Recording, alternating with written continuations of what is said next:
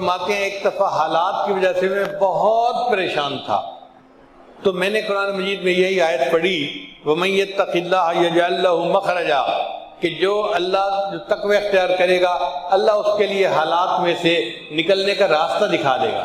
وہ کہتے ہیں کہ میں نے قرآن مجید رکھا اور اللہ کے سامنے نیت کی، اے اللہ میں آئندہ تقوی کی زندگی اختیار کروں گا، تو مجھے اس مشکل میں سے نکال دے۔ فرماتے ہیں صرف نیت کرنے کی وجہ سے اللہ نے اس تنگی کو آسان کر دیا اور میرے لیے خروج کا راستہ نکال دیا۔ تو تقوی اختیار کرنا اللہ کو اتنا پسندیدہ ہے، اللہ بندے کے لیے پریشانیوں میں سے راستہ نکال دیتا ہے۔ پھر رزق کے بے گمان ملنا، کہ اللہ تعالیٰ ایسی طرف سے رزق دیتا ہے جس کا ان کو گمان ہی نہیں ہوتا۔ اورنگزیب عالمگیر ایک بادشاہ گزرے ہیں، بڑے عالم تھے، صاحب نسبت تھے۔ ان کے استاد کا نام تھا ملا جیواں رحمۃ اللہ علیہ۔ ملا جیواں رحمۃ اللہ علیہ کی بڑی جائیداد تھی، وہ بڑی بلڈنگز کے مالک تھے، زرعی زمینوں کے مالک تھے، اور جیسے کوئی بڑا سیٹھ آدمی ہوتا ہے نا، ایسے ان کا حال تھا۔ ایک شہزادے نے ان کی شکایت بادشاہ کو کی کہ جی یہ بادشاہ کا پیر ہے اور اتنی جائیداد کا مالک ہے، تو ہمیں یہ لگتا ہے کہ یہ لوگوں کو ورغلا کے ان سے پیسے لے لیتا ہے اور اس نے اتنی جائیداد اکٹھی کر لی ہے۔ تو اورنگزیب عالمگیر نے فیصلہ کیا کہ میں ملا جیواں رحمۃ اللہ علیہ اگرچہ میرے استاد ہیں، مگر میں ان سے پوچھوں گا کہ یہ استاد آپ نے کیسے جو ہے وہ جائیداد بنا لی۔ تو انہوں نے ملا جیواں کو پیغام بھیجا کہ جی آپ ملنے کے لیے تشریف لائیے۔ اب ملا جیواں رحمۃ اللہ دربار میں آیا، اورنگزیب عالمگیر نے اٹھ کر ان کا استقبال کیا، پاس بٹھایا، سلام کیا، محبت سے بات کی، اور یہ کہا جی کہ آپ مجھے یہ بتا دیجئے کہ آپ تو ایک فقیر آدمی ہیں، پڑھاتے ہیں طلباء کو، آپ اتنی جائیداد کے مالک کیسے بن گئے؟ تو ملا جیواں رحمۃ اللہ نے فرمایا کہ آپ کو یاد ہوگا میں پچھلی مرتبہ آپ کو ملنے کے لیے آیا تھا، آپ نے مجھے ایک چونی ہدیے میں دی تھی۔ ان کا ہاں۔ کہنے لگے وہ چونی میں نے جا کے اپنی بیوی کو دی تھی اور کہا تھا کہ اس کو کسی اچھے کام پہ لگا دو تاکہ اللہ ہمارے لیے رزق میں آسانی کر دے۔ میری بیوی نے چند انڈے لیے اور مرغی کے نیچے رکھ دیے، ان انڈوں سے بہت سارے بچے نکل آئے تو کئی مرغیاں بن گئیں، چنانچہ ہمارے گھر کی مرغیوں میں برکت ہو گئی۔ پھر مرغیوں کے ساتھ میری بیوی نے ایک بکری خرید لی، اللہ نے بکریوں کا ریوڑ بنا دیا۔ پھر بکریوں سے ہم نے ایک گائے خرید لی، اللہ نے گائے کا ریوڑ بنا دیا۔ گائے بڑھتے بڑھتے اتنی بڑی کہ میں گائے کو سیل کرتا تھا اور زرعی زمین خریدتا تھا۔ پھر اللہ نے میری زرعی زمین کے کاروبار میں برکت دی، اور ایک زمین میں کم قیمت پہ خریدتا تھا، اس کی قیمت بڑھ جاتی تھی۔ تو اللہ تعالیٰ نے آج مجھے اتنا کروڑپتی بنا دیا، مگر میری انویسٹمنٹ وہ چونی ہے جو آپ ہی نے مجھے دی تھی۔ اورنگزیب عالمگیر نے کہا کہ اچھا استاد جی اب ذرا میری بات بھی سن لیجئے۔ اس نے اپنا ایک خادم بھیجا کہ جاؤ فلاں جگہ پہ جو ایک ہندو ہے نا اس کو بلا کے لاؤ اور اس کو کہو کہ پچھلے سال کا پورا ریکارڈ خرچے کا ساتھ لے کے آئے۔ تھوڑی دیر میں وہ ہندو آ گیا، اس نے کہا بادشاہ سلامت آپ نے کیوں بلایا ہے؟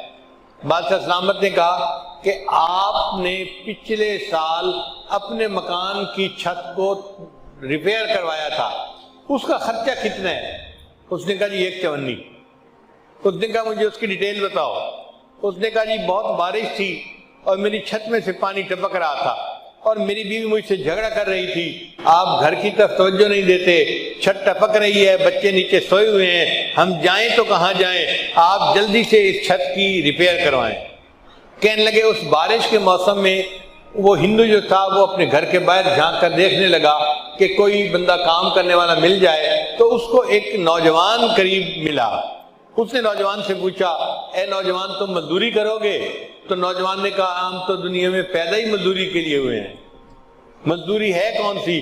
اس نے کہا میں تمہیں کدال دیتا ہوں اور ایک جو ہے نا وہ اور چیز دیتا ہوں، اور اتنی مٹی اکھاڑو اور اس کو میری چھت کے اوپر بچھا دو تاکہ پانی ٹپکنا بند ہو جائے۔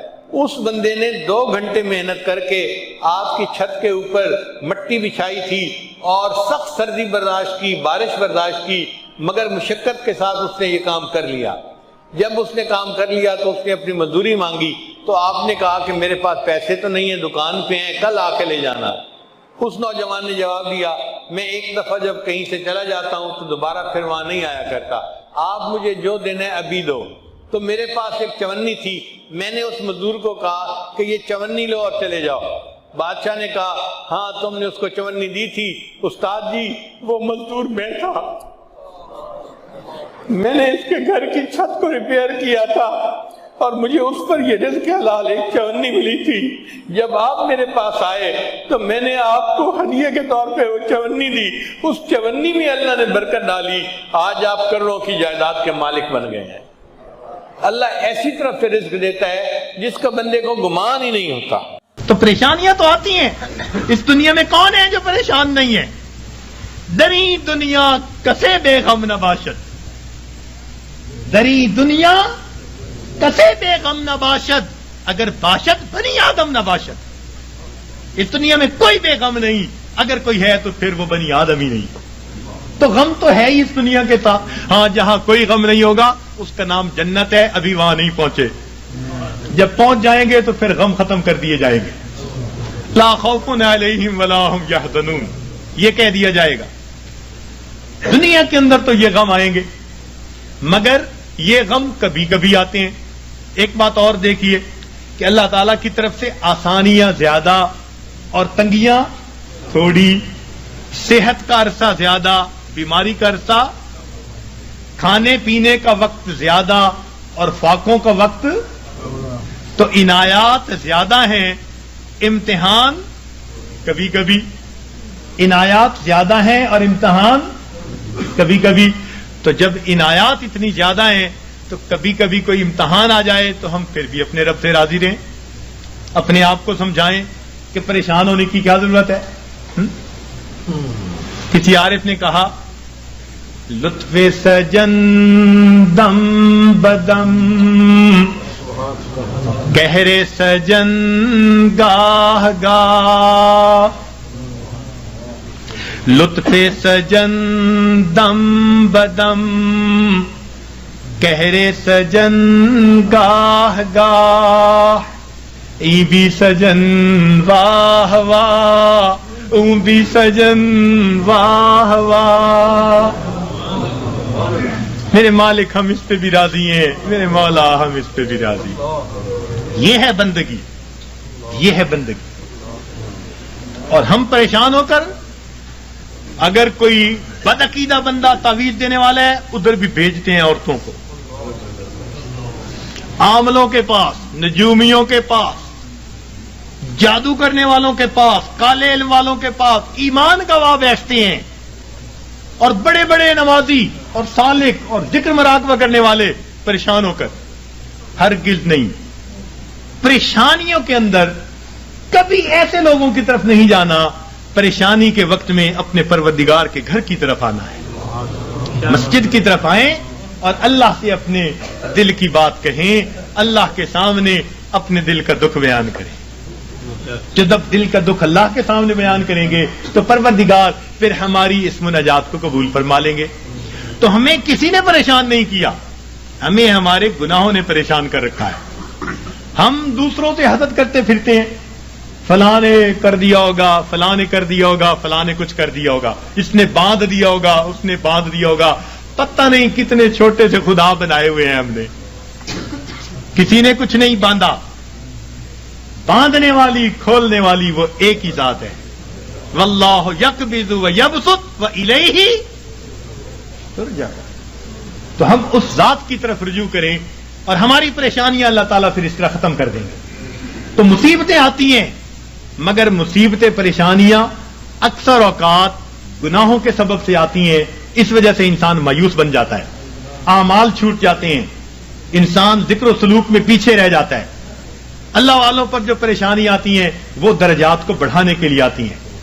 اب یہ ایک بنیادی بات سمجھنے کے بعد یہ بات ذہن میں رکھیے کہ جب کسی بندے کو جگایا جائے اور وہ پھر بھی نہ جاگے تو پھر غصہ آتا ہے۔